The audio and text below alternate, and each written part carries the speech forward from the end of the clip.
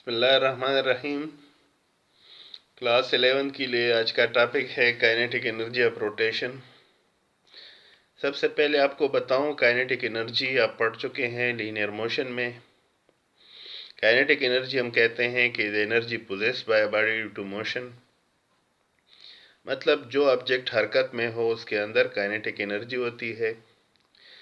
चूँकि हमने इससे पहले टॉपिक्स में लीनियर वेलोसिटी का एंगुलर वेलोसिटी से रिलेशन पढ़ा और लीनियर एक्सेलरेशन का हमने एंगुलर एक्सेलरेशन से रिलेशन पढ़ा, इवन डिस्प्लेसमेंट का भी लीनियर का हमने एंगुलर डिस्प्लेसमेंट से रिलेशन पढ़ा।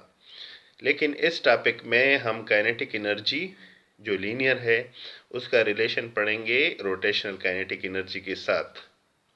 हमारा topic kinetic energy of rotation है, लेकिन इससे पहले हम ये कहते हैं कि in linear motion kinetic energy of a body having mass m and linear velocity v is given by, ये आपको मालूम है काइनेटिक एनर्जी बराबर है half m v square, m mass v velocity.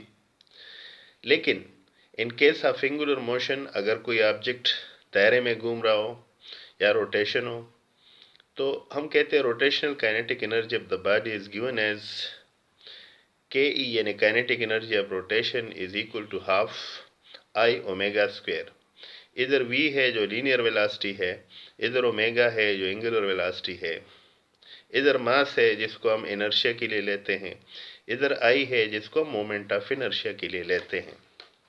तो आप देखेंगे पहले भी आपने देखा है कि लीनियर मोशन में जहाँ मास होता है, एंगुलर मोशन में उसको मोमेंट ऑफ इनर्शिया या i से रिप्रेजेंट किया जाता है। ये इक्वेशन हम उस वक़्त लेते हैं जब हमारे पास कोई सर्कुलर ऑब्जेक्ट हो, उसका रेडियस कांस्टेंट हो, तो हम फिर ये फार्मूला लिखते हैं और ये आसानी से आ जाता है।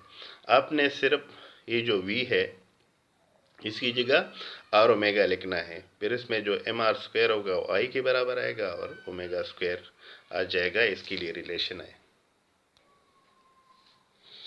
अब अगर फर्ज करें कोई ऑब्जेक्ट नॉन यूनिफॉर्म हो, रिजिड बॉडी हो, जैसे मैंने टॉपिक में लिखा है rotational kinetic energy of rigid body, ये भी सेपरेट हेडिंग के तौर पर नहीं है आपकी बुक में, लेकिन इसमें आप दो चीज़ें सीखेंगे। एक ये कि अगर ये ऑब्जेक्ट नॉन यूनिफॉर्म हो, यानी सर्कुलर ना हो और ये घूम रहा हो जैसे इस वक्त है, तो इसकी काइनेटिक एनर्जी ऑफ रोटेशन या रोटेशनल काइनेटिक एनर्जी के लिए क्या रिलेशन होगा।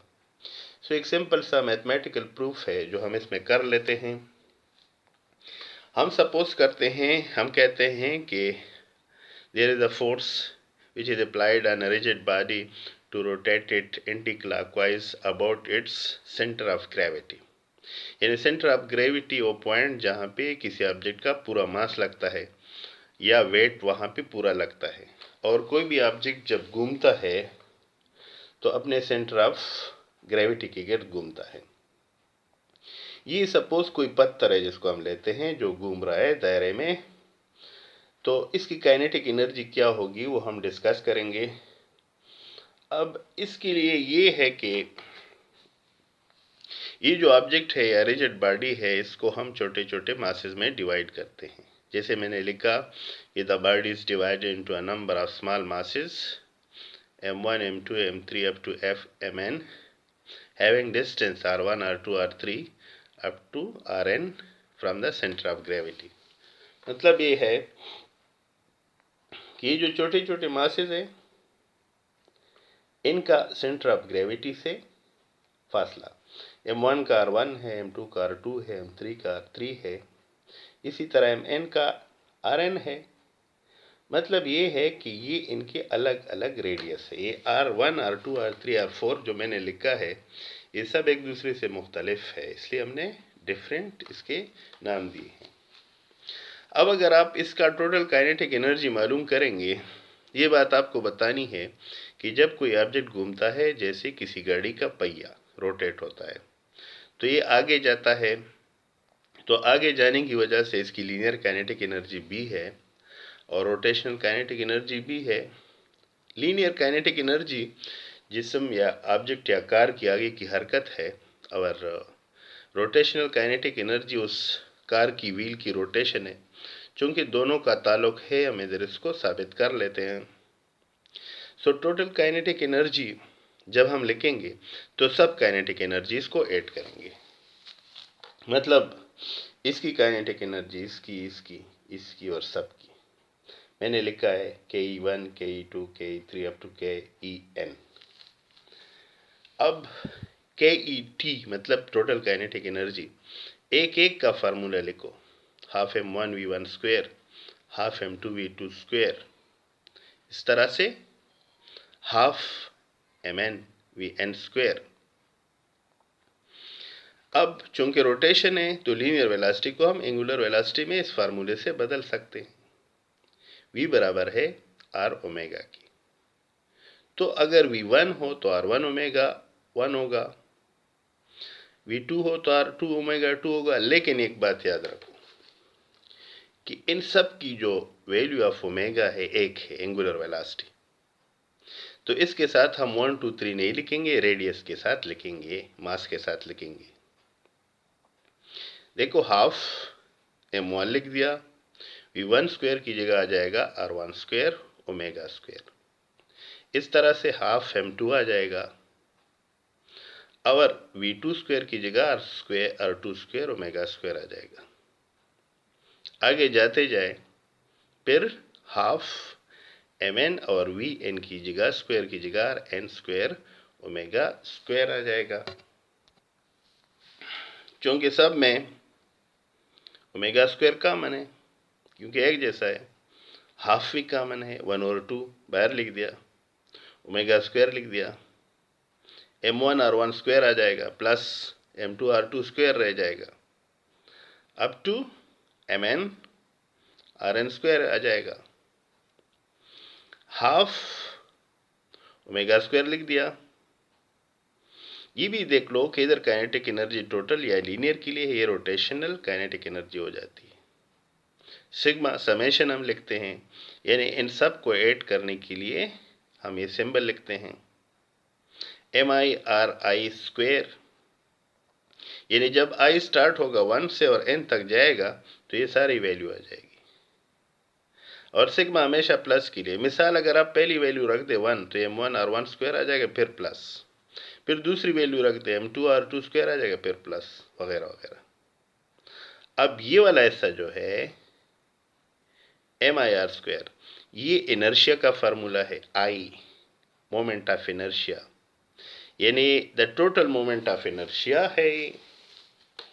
इसको हम I से लिखते हैं, ओमेगा स्क्वायर से लिखते हैं।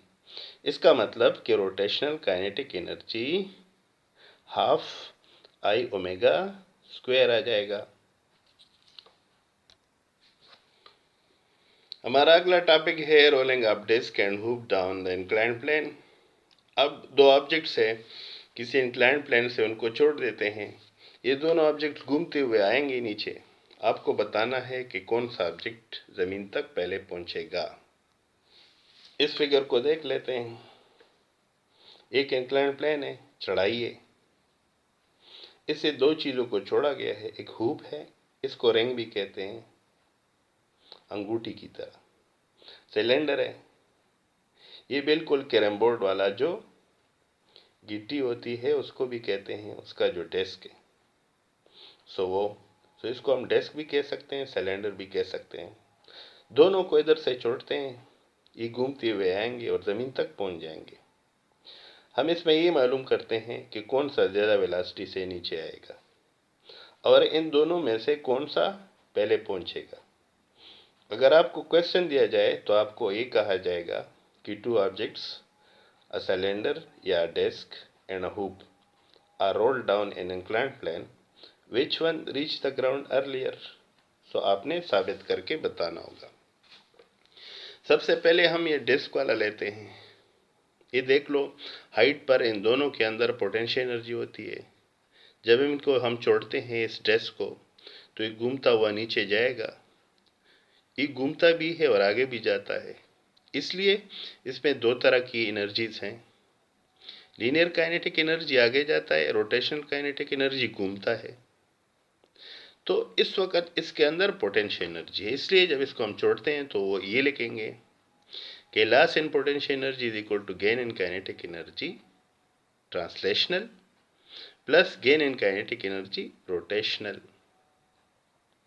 पोटेंशियल एनर्जी का फार्मूला mgh है, काइनेटिक एनर्जी हाफ mv² है, rotational kinetic energy half I omega square है। यानी इसकी पोटेंशियल एनर्जी दो एनर्जीज में बदल जाती है, translational kinetic energy and rotational kinetic energy. आगे लिखते हैं, चूंकि डिस्क के आप उस फिगर से देख सकते हैं, कल आपको एक वीडियो में मैंने बताया था कि इसका moment of inertia half mr² है, r इसका रेडियस है, तो हम इसको ऐसे लिख सकते हैं, हाफ mv² प्लस हाफ लिख दिया, I की जगह हाफ mr² लिख दिया, ओमेगा स्क्वायर लिख दिया। नेक्स्ट स्टेप, ये हाफ हाफ मल्टीप्लाई होकर 1/4 आ जाएगा, mr² ओमेगा स्क्वायर आ जाएगा। ये भी आपको पता है कि r ओमेगा v के बराबर है, तो r² ओमेगा स्क्वायर v² के बराबर होगा। दोनों में mv² कॉमन है, 1/2 प्लस 1/4 से 3/4 आता है, तो mgh बराबर आ जाएगा 3/4 mv²। m और m को काट दे तो v² is equal to 4/3 gh आ जाएगा, या v इज इक्वल टू, अगर आप इसको इसमें लिखेंगे तो यानी दोनों साइड का अगर आप स्क्वायर रूट लेंगे तो v is equal to √4/3 gh आ जाएगा। सो इस दौरान इसकी लीनियर वेलोसिटी यानी डिस्क की लीनियर वेलोसिटी 4/3 gh है, होल अंडर रूट है। अब दूसरा केस देखें, जब ये रिंग या हुप नीचे आता है तो क्या होगा। इसमें भी इनिशियली पोटेंशियल एनर्जी है, सो हम लिखेंगे loss in potential energy is equal to gain in kinetic energy linear plus gain in kinetic energy rotational. मतलब ये भी जब नीचे आएगा तो इसमें दो तरह की काइनेटिक एनर्जी होगी, आगे जाने की एनर्जी लीनियर काइनेटिक एनर्जी है और घूमने की एनर्जी रोटेशनल काइनेटिक एनर्जी है। mgh पोटेंशियल एनर्जी का formula half mv², linear kinetic energy का formula half I omega square rotational का। लेकिन यहाँ याद रखो कि जो मोमेंट ऑफ इनर्शिया I है ये mr² के बराबर है, तो इसलिए हाफ mv² लिख देते हैं प्लस 1/2 लिख देते हैं, I की जगह mr² लिख देते हैं, ओमेगा स्क्वायर लिख देते हैं, तो mgh आ जाएगा half mv² plus half mr² omega square. ये जो r² ओमेगा स्क्वायर यानी r ओमेगा v के बराबर है, तो r² ओमेगा स्क्वायर v² के बराबर आ जाएगा। 1/2 प्लस 1/2 यानी आधा और जमा आधा, आधा आधा जमा करें तो 1 आता है, यानी इन दोनों को ऐड करो तो सिर्फ mv² आ जाएगा। ये आप कर सकते हैं, मैथमेटिकल स्टेप है। ये m के साथ कट गया, v² gh के बराबर आया, दोनों तरफ का स्क्वायर रूट ले लो तो v is equal to gh आया। अब आप देख लें, इसकी वैल्यू है gh और इससे पहले की वैल्यू है 4/3 अंडर रूट 4/3 gh है। तो इसका मतलब ये है कि जो हुप की वेलोसिटी है ये कम है और डिस्क की वेलोसिटी ज़्यादा है, तो इसका मतलब ये ज़्यादा तेज़ रफ्तारी से जाएगा हुप की निस्बत। इससे आप कह सकेंगे कि जो डिस्क है ये पहले पहुंचेगा इस हुप से।